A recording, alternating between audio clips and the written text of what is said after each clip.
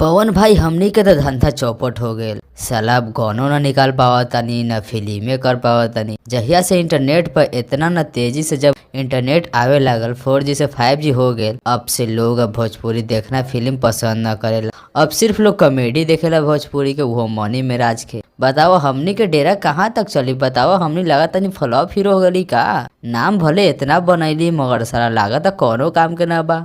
खेसारी बब्बुआ तू ठीक कहतारा, हमनी तब लागत तनी फ्लॉप हीरो हो गली। भोजरी के ई का हो गल रे बाबू। ई बतावो ई लौंडा सा आके भोजपुरी इंडस्ट्री में आ गेल नया नया लइकवा सा, और कॉमेडी ब कॉमेडी और लोग एकनिए के चाहे लगल। साला हमनी के इतना पुराना पुराना डायलॉग भूल गए लोग। अभी तक तो चलत बा मगर लॉलीपॉप लागेलू कमड़िया करेला पालप, ई गाना तो वर्ल्ड लेवल पर चलेला बाबू। खेसारी बाबू तू ई जान जा सब कुछ बंद हो जाई भोजपुरी के, मगर ई ना बंद होई बाबू। लॉलीपॉप लागेलू। पवन भाई खेसारी भाई तोहनी ठीके कहतारा, तोहनी बहुत बड़का स्टार रहला हो अपन जमाना के, बड़ा बड़का स्टार रहला तोहनी। अब का देखा तारा, अब नीचा डाउन हो गला। हर बतावा ना, हर चीज के एक न एक दौर रहेला। अब तोहनी के दौर रहलक तो हमनी बच्चा रहनी, तोहनी के लोग के हमनी फिल्म देखे जात रहनी। हम और हमार साथी से जात रहलक, सौसी उसी सब जात रहलक। ओबरा तोहनिए के हमनी फैन रहनी। पवन भैया खेसारी भैया तोहनी का डायलॉग मारत रहलक, का